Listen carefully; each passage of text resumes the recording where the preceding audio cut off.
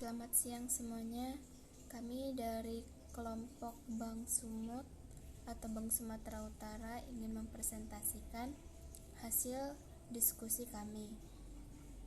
Nama kami adalah 1. Jihan Febiola Tanjung, 2. Renata Susiana, 3. Sonia Wardani, 4. Rutbet Sebagurki, yang kelima Siska Sakita Maulina. Di slide pertama yaitu ada tentang perkembangan Bank Sumut. Bank Sumut adalah salah satu bank di Indonesia dengan nama perusahaan PT Bank Pembangunan Daerah Sumatera Utara yang berkantor pusat di Jalan Imam Bonjol nomor 18. Bank Sumut didirikan pada tanggal 4 November 1961. Di slide kedua terdapat tentang sejarah berdirinya Bank Sumut. PT BPD Sumut atau lebih dikenal dengan Bank Sumut adalah sebuah bank pembangunan daerah bersifat devisa didirikan pada tanggal 4 November 1961. Bank Sumut dibentuk dengan status perseroan terbatas. Bank Sumut kemudian dialihkan menjadi Badan Usaha Milik Daerah atau BUMD pada tahun 1965 sebelum dikembalikannya statusnya sebagai perseroan terbatas pada tahun 1999. Bank Sumut termasuk dalam jajaran bank pembangunan daerah yang memiliki aset terbesar. Saat ini, asetnya telah mencapai 27 triliun dengan dukungan 200 unit kantor yang terdiri dari kantor cabang utama, kantor cabang pembantu, cabang unit mikro, kantor kas serta payment point dengan cukupan wilayah kerja hingga Batam dan DKI Jakarta atau cabang Atrium Senen, cabang Melawai dan Camping Cideng. Untuk mendukung layanan syariah, sejak tahun 2004 Bank Sumut juga telah membuka unit usaha syariah yang saat ini telah memiliki 18 kantor cabang dan CAPEM dengan aset telah mencapai 1,5 triliun. Dalam rangka mendukung layanan jasa perbankan kepada masyarakat, ATM Bank Sumut juga telah tergabung dengan jaringan ATM Bersama dan Prima, Backcard Malaysia, pembelian pulsa, pembayaran listrik, air, dan sebagainya macam jasa perbankan lainnya. Oke, di slide ketiga saya akan menjelaskan tentang perkembangan Bank Sumut pada masa kini. Laju pertumbuhan Bank Sumut kian menunjukkan perkembangan yang sangat signifikan. Dilihat dari kinerja dan prestasi yang diperoleh dari tahun ke tahun. Tercatat total aset Bank Sumut mencapai 10,75 triliun pada tahun 2009 dan menjadi 12,76 triliun pada tahun 2010. Didukung semangat menjadi bank profesional dan tangguh menghadapi persaingan dengan digalakannya program To Be the Best yang sejalan dengan roadmap BPD Regional Champion 2014. Tentunya dengan konsekuensi harus memperkuat permodalan yang tidak lagi mengandalkan penyertaan saham dari pemerintah daerah, melainkan juga membuka akses permodalan seperti penerbitan obligasi. Untuk itu, modal dasar Bank Sumut kembali ditingkatkan dari 1 triliun pada tahun 2011 dengan total aset meningkat menjadi 18,95 triliun. Oke, selanjutnya akan dijelaskan kepada teman saya. Nama saya Renata Susiana. Struktur Organisasi Bank Sumut RUPS. RUPS itu adalah Rapat Umum Pemegang Saham yang terdapat ada Dewan Komisaris, Direktur Utama, dan Dewan Pengawas Syariah. Di Dewan Komisaris terdapat komite-komite, yaitu ada audit, pemantau risiko, remunerasi, dan nominasi. Direktur utama yaitu ada Direktur Kepatuhan, Direktur Operasional, Direktur Pemasaran, dan Direktur Bisnis dan Syariah. Dewan Pengawas Syariah memiliki komite-komite, yaitu ada Manajemen Risiko, ALKO, Kredit, Pengarah TI, Kepegawaian, Penilaian TKS Bank, Pemutus Restruksional Kredit. Kewenangan dan tanggung jawab komisaris dan direksi. Tugas dan tanggung jawab Dewan Komisaris. Dewan Komisaris memiliki fungsi, tugas, dan tanggung jawab yang jelas. sesuai dengan bunyi anggaran dasar dan wewenang yang diberikan oleh RUPS yang tertuang dalam keputusan Dewan Komisaris PT Bank Pembangunan Daerah Sumatera Utara nomor 14/DK BPDSU/SK/2002 tanggal 11 Maret 2002 tentang pedoman tata cara pengawasan, pembinaan dan pengelolaan bank oleh Dewan Komisaris PT Bank Pembangunan Daerah Sumatera Utara. Dewan Komisaris bertanggung jawab kepada pemegang saham dalam hal mengawasi kebijakan direksi terhadap operasional bank secara umum yang mengacu kepada rencana bisnis yang telah disetujui Dewan Komisaris dan Bank Indonesia serta memastikan kepatuhan terhadap seluruh peraturan dan perundang-undangan yang berlaku. Tugas dan tanggung jawab direksi. Direksi Bank Sumut bertanggung jawab sepenuhnya terhadap pengelolaan bank dan mematuhi peraturan perundang-undangan dan ketentuan yang berlaku. Anggota direksi memiliki pembidangan tugas dan tanggung jawab yang jelas yang diatur dalam tata tertib dan tata cara menjalankan pekerjaan direksi PT Bank Sumut yang ditetapkan dalam Peraturan Direksi PT Bank Sumut nomor 001/DIR/DKMR CKA/PBS/2010 tanggal 31 Agustus 2010. Kewenangan dan tanggung jawab direksi dalam mengelola Bank Sumut telah diatur dalam AD/ART PT Bank Sumut yang tertuang dalam Akte Notaris Alian Hanum SH nomor 38 tanggal 16 April 1999 dan terakhir diubah dengan Akta Notaris H. Marwansyah Nasution SH nomor 05 tanggal 10 November 2008 yang telah mendapatkan persetujuan dari Menteri Kehakiman dan Hak Asasi Manusia Republik Indonesia RI nomor AHU 87927 AH0102 tahun 2008 tanggal 20 November 2008.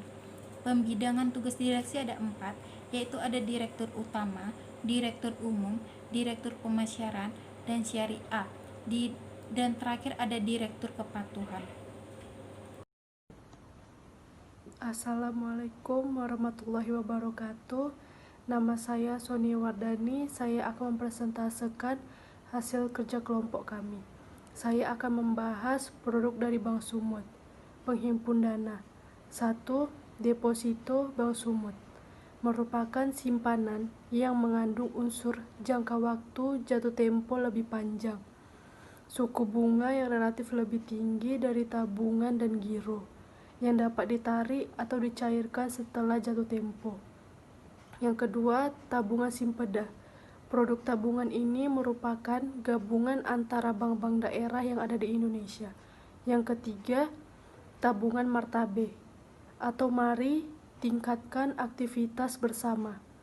Yang keempat, giro Bank Sumut merupakan simpanan yang penarikannya dapat dilakukan dengan menggunakan cek, bilet giro, sarana pembayaran pemerintah yang lain atau pemindah bukuan. Berikutnya penyaluran dana. 1. Kredit umum adalah kredit dengan sistem rekening koran yang diberikan kepada perorangan badan usaha untuk menambah modal kerja. Usaha yang layak dibiayai oleh bank. Sektor usaha yang dibiayai antara lain sektor perdagangan, restoran, dan hotel, sektor pertanian, sektor industri, sektor pengangkutan, pergudangan, dan komunikasi, jasa-jasa sosial masyarakat seperti hiburan, kesehatan, kebudayaan, pendidikan, jasa-jasa dunia usaha seperti biro iklan, biro perjalanan, dan lain-lain. Jangka waktu kredit maksimal 12 bulan. Kedua, kredit SPK atau surat perintah kerja adalah kredit modal kerja dalam bentuk rekening koran untuk membantu pengusaha dalam pembiayaan melaksanakan pekerjaan dari pemerintah dan swasta. Ketiga,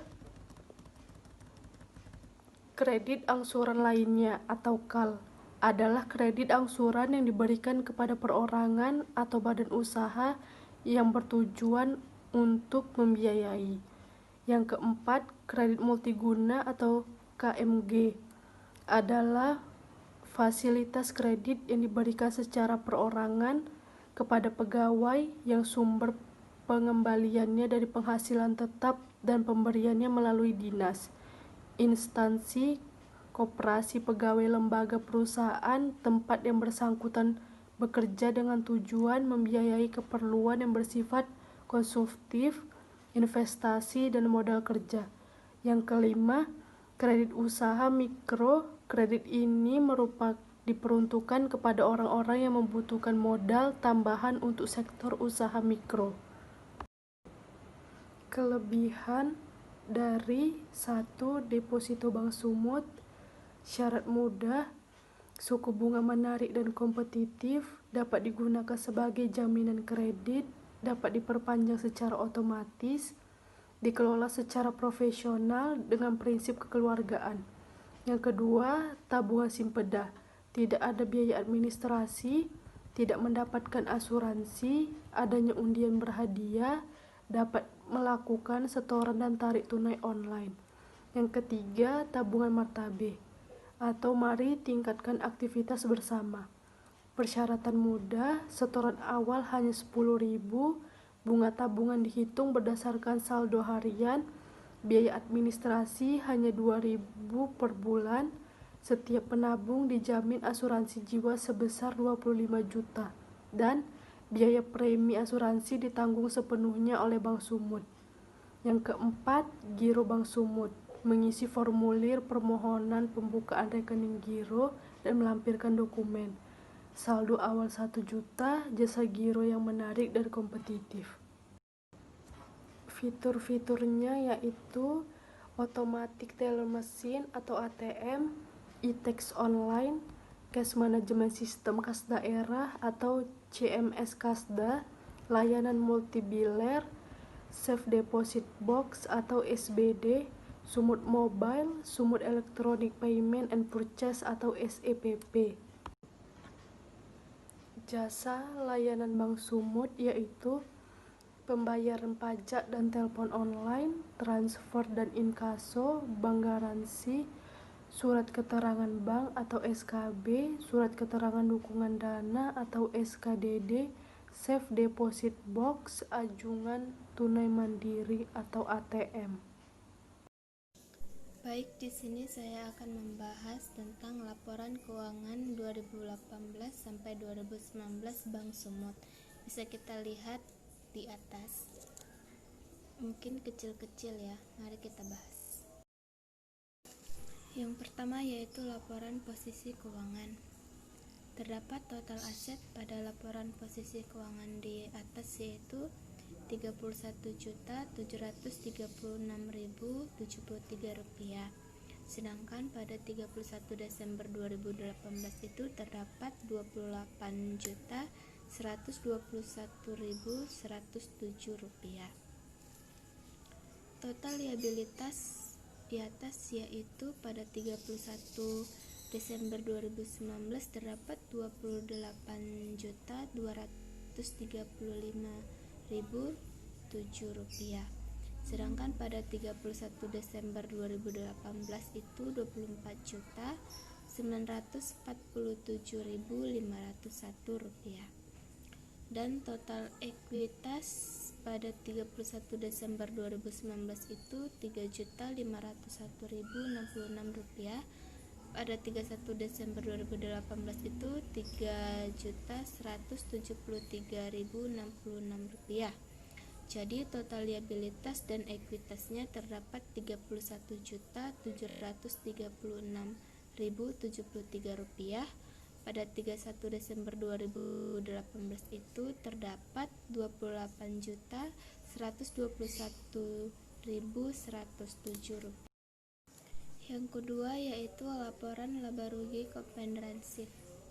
Itu terdapat pendapatan atau beban bunga bersihnya pada 31 Desember 2019 itu Rp2.187.758, sedangkan pada 31 Desember 2018 itu terdapat Rp2.125.276.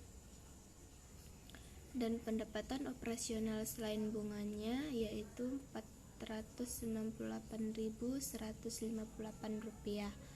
Dan pada tahun 2018 itu Rp682.241.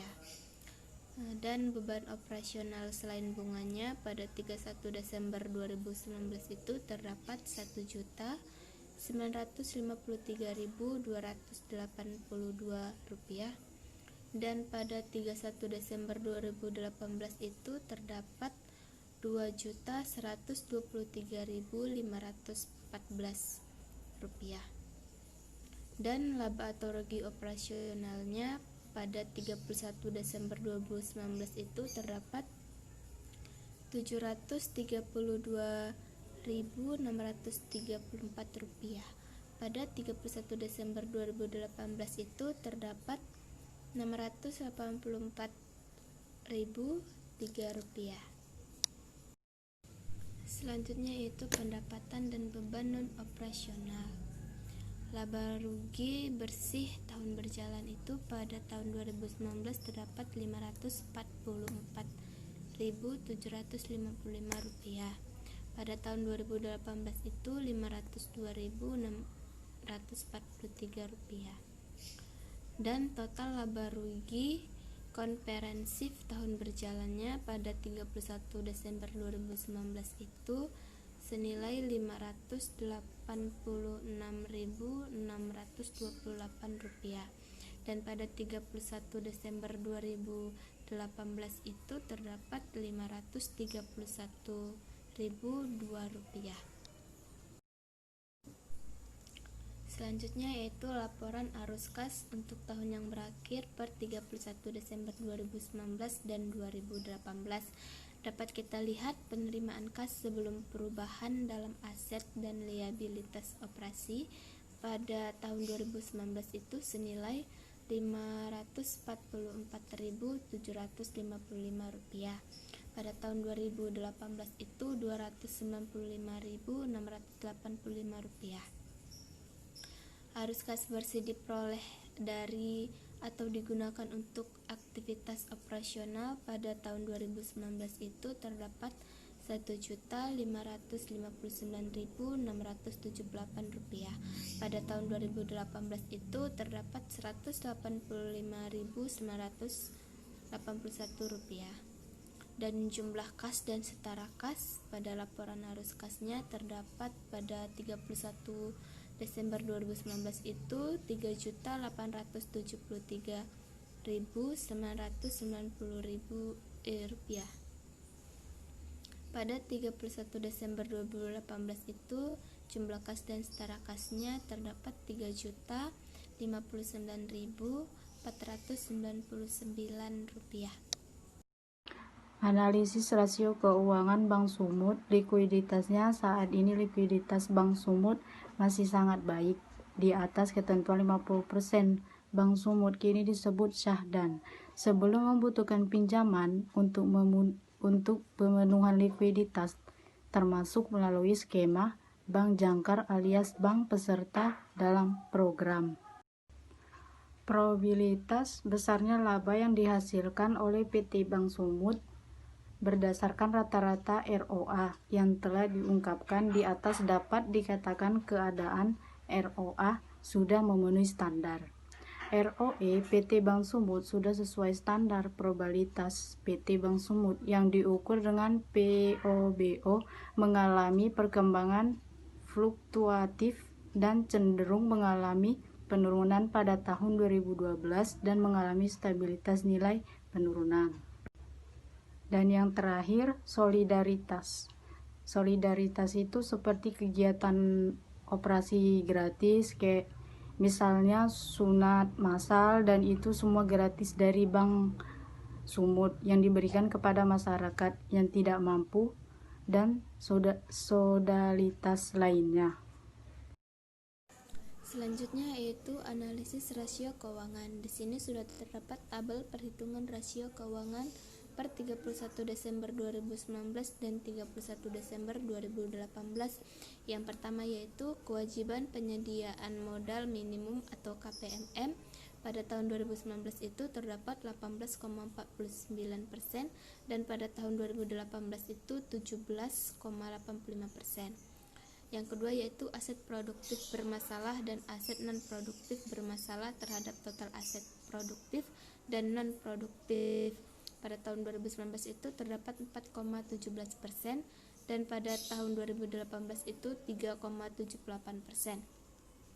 Yang ketiga yaitu aset produktif bermasalah terhadap aset produktif. Pada tahun 2019 itu terdapat 4,24% dan tahun 2018 itu 3,89%. Yang keempat yaitu CKPN. CKPN itu adalah cadangan kerugian penurunan nilai aset keuangan terhadap aset produktif. Pada tahun 2019 itu terdapat 3,9% dan pada tahun 2018 itu terdapat 3,00%. Selanjutnya yaitu NPL gross. NPL gross itu yang membandingkan jumlah kredit berstatus kurang lancar, diragukan dan macet yang disatukan dengan total kredit yang disalurkan. Itu terdapat 4,36% pada tahun 2019 dan pada tahun 2018 itu 3,88%. Dan NPL net. NPL net itu hanya membandingkan kredit berstatus macet dengan total kredit yang disalurkan. Pada tahun 2019 itu terdapat 1,77% dan pada tahun 2018 itu 1,35%. Selanjutnya yaitu return on asset atau ROA. Pada tahun 2019 itu terdapat 2,21% dan tahun 2018 itu terdapat 2,9%. Ini menunjukkan bahwa keuangannya sangat sehat karena standar Bank Indonesia itu pada ROA itu 0,5% sampai 1,25%. Dan selanjutnya itu return on equity atau ROE. Pada tahun 2019 itu 17,25% dan pada tahun 2018 itu 17,65%. Ini juga menunjukkan bahwa keuangannya sangat bagus karena standar Bank Indonesia pada ROE itu 5% sampai 12,5%. Selanjutnya yaitu net interest margin atau NIM. Itu adalah margin bunga bersih. Pada tahun 2019 itu terdapat 7,22% dan tahun 2018 itu 7,36%. Selanjutnya yaitu BOPO. BOPO itu adalah beban operasional terhadap pendapatan operasional yang merupakan rasio probabilitas perusahaan yang membandingkan beban operasional dengan pendapatan operasional. Dan pada tahun 2019 itu terdapat 80,38% dan pada tahun 2018 itu 82,36%. Selanjutnya yaitu loan to deposit ratio atau LDR. Itu adalah rasio antara besarnya seluruh volume kredit yang disalurkan oleh bank dan jumlah penerimaan dana dari berbagai sumber. Pada tahun 2019 itu terdapat 94,16% dan tahun 2018 itu 97,91%. Selanjutnya giro wajib minimum utama rupiah. Pada tahun 2019 itu 6,65% dan pada tahun 2018 itu 6,54%.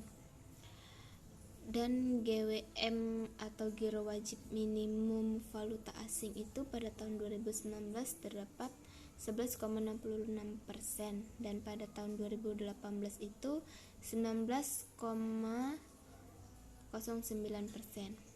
Dan posisi devisa neto atau PDN secara keseluruhan pada tahun 2019 itu 0,438% dan pada tahun 2018 itu 0,409%.